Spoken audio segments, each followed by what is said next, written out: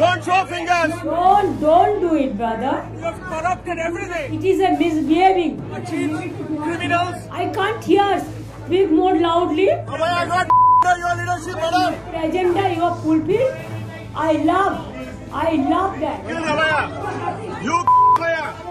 You know the case is sub judice and also it is central government has taken over. It is not with us. This is what the minister is doing. This is absolutely not right. Don't do politics here. It is not a political state. That you can do it with me in my state, not here.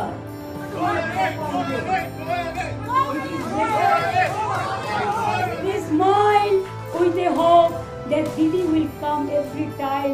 Didi don't care border. Didi don't bother anybody. Didi walks just like a Royal Bengal tiger. If you can catch me. If you can. সুশীল ডোকওয়াল এই নামটা হয়তো অনেকেই জানেন না, অনেকে হয়তো জানেন। যারা জানেন না তাদেরকে বলে রাখি, এই সুশীল ডোকওয়াল নামটার সঙ্গে জুড়ে রয়েছে ওতপ্রোতভাবে মমতা বন্দ্যোপাধ্যায়ের লন্ডন সফর।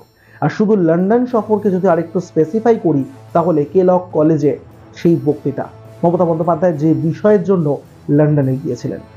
তবে কিভাবে এই ভদ্রলোক জুড়ে গেলেন মমতা বন্দ্যোপাধ্যায়ের লন্ডন সফরের সঙ্গে, কিভাবে একটা তাল কেটে গেল একটা গোটা কনফারেন্স হলে মমতা বন্দ্যোপাধ্যায়ের বক্তব্যে, সেই সমস্ত কিছু নিয়ে আলোচনা করব, আপনাদেরকে জানাবো বলে আজকের এই ভিডিওটায় হাজির হয়েছে। তবে বিস্তারিত আলোচনায় যাওয়ার আগে আপনাদের জন্য থাকছে একটা ছোট্ট ভিডিওটা দেখুন, তারপর বাকি আলোচনায় আসবো। দেখুন। Came to give lectures to the young kids. You don't show fingers. Don't show fingers, please. Abhaya got your leadership. And you have corrupted everything.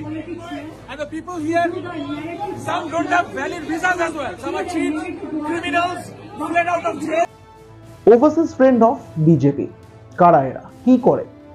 পশ্চিম দেশ অর্থাৎ ইউকে, ইউএসএ এবং কানাডা এই জায়গাগুলোতে মূলত বিজেপির প্রচারের জন্য, মানে পশ্চিম দেশগুলিতে বিজেপির প্রচারের জন্য এই সংগঠন রয়েছে।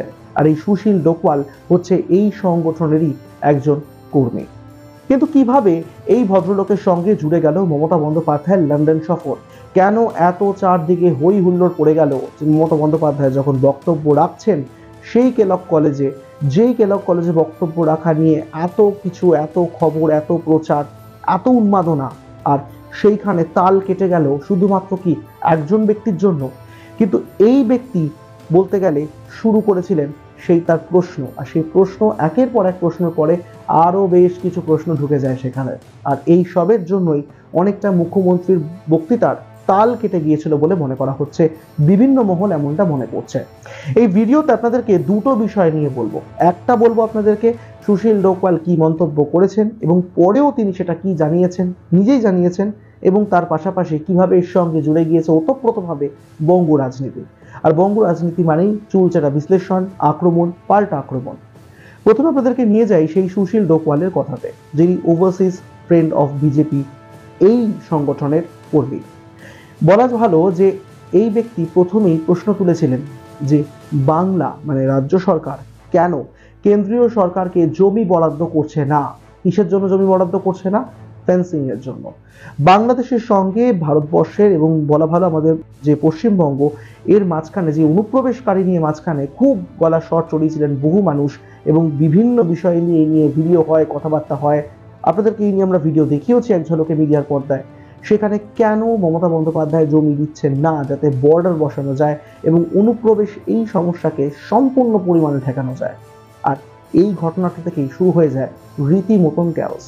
আর তারপর অনেকে সেখানে যারা উপস্থিত ছিলেন তারাও প্রশ্ন তুলতে থাকেন একের পর এক। তার মধ্যে একটা অন্যতম প্রশ্ন উঠে আসে আরজিকর বিষয়। এটা নিয়ে নিশ্চয়ই এতক্ষণে আপনারা জেনেও গিয়েছেন যে ঠিক কী প্রশ্ন করা হয়েছিল তাকে, এবং তার পাশাপাশি আরও কি কি বিষয় তাকে উল্লেখ করে সেই দিন কেলক কলেজে তাকে প্রশ্ন ছুড়ে দেওয়া হয়। সুশীল ডোকওয়াল শুরু করেছিলেন এই ফেন্সিং নিয়ে, অর্থাৎ অনুপ্রবেশের সমস্যাটাকে ঘুরিয়ে বলতে চেয়েছেন যে কেন রাজ্য সরকার জমি দিচ্ছে না।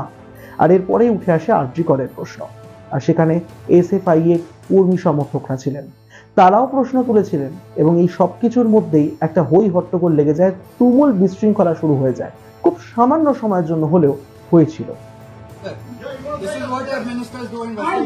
This is absolutely No, not what, right. what have you done in Gada, you Jadavpur? don't do it. Jadavpur University, what have you done? Please have a good sleep.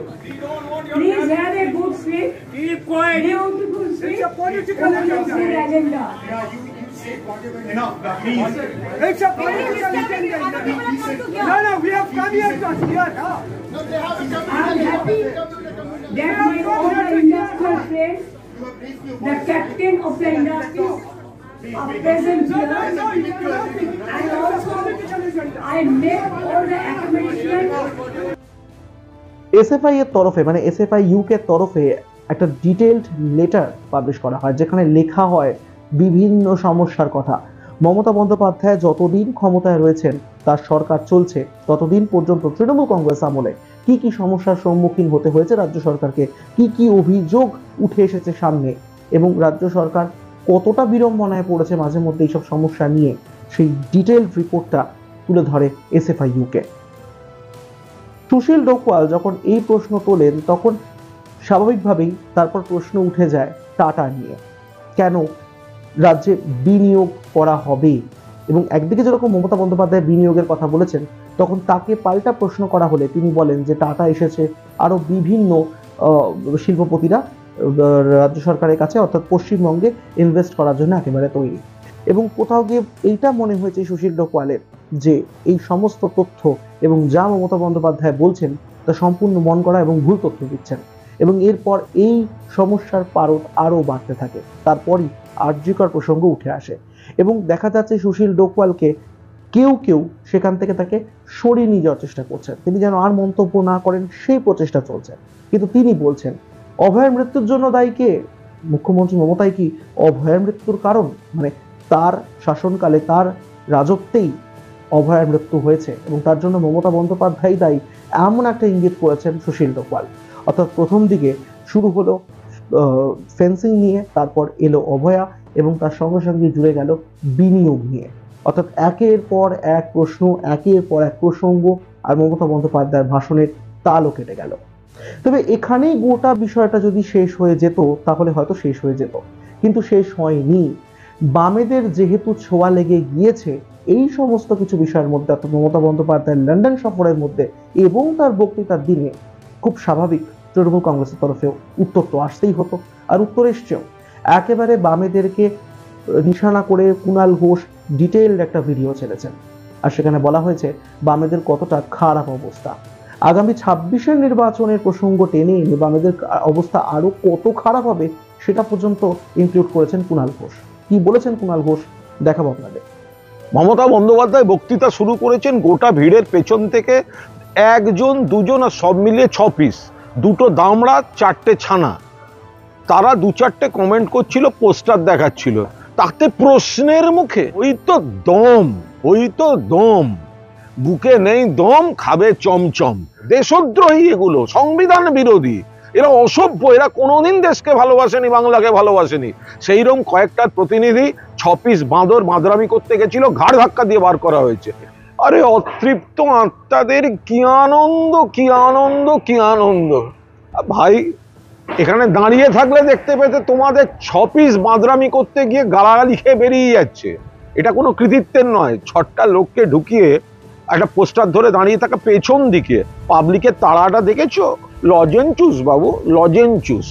এই তোমরা ফেসবুকেই থাকো, 26-এ ভোটটা হবে, বাংলার মুখ্যমন্ত্রী, 4র্থবারের মুখ্যমন্ত্রী মমতা বন্দ্যোপাধ্যায় আবার লন্ডনে, আবার এখানে কোনো সসম্মানের আমন্ত্রণে আবার আসবেন। চুপ থাকেন নিয়ে সিপিআইএম এর সুজন চক্রবর্তী, তিনি খুব স্বাভাবিকভাবেই এসএফআই এর পাশে দাঁড়িয়েছেন, আর তিনিও কিন্তু একেবারে পাল্টা মুখ্যমন্ত্রীকে নিশানা করে একাধিক মন্তব্য করেছেন। দেখুন, মুখ্যমন্ত্রী এবং তার দলবলের হঠাৎ খুব রাগ হয়েছে এসএফআই এর ওপর।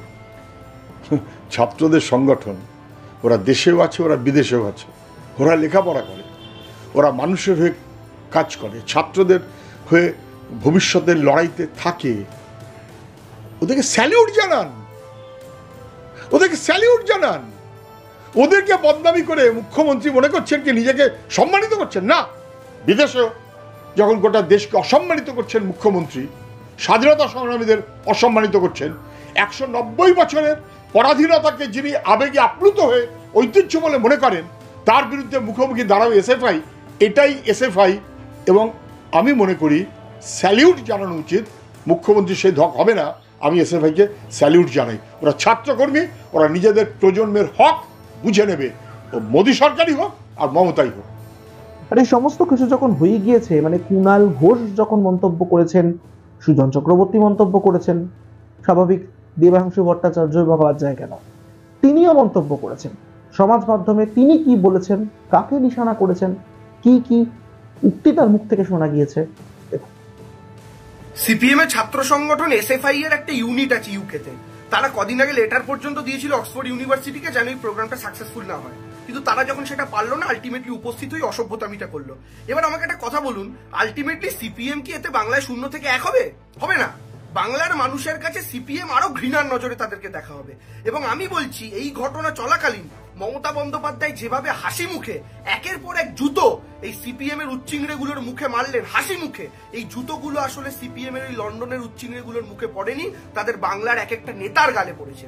যে নেতারা এই মমতা বন্দ্যোপাধ্যায়ের নাম এক সময় মুখে নিতে চাইতেন না, সেই মেয়েটা আদিগঙ্গার ধার থেকে গিয়ে অক্সফোর্ডে বক্তৃতা দিচ্ছে, তাদের ছোট ছোট বাচ্চাদের, তাদের ছেলেপিলেদের এটা সহ্য হবে কেন? It's quite natural.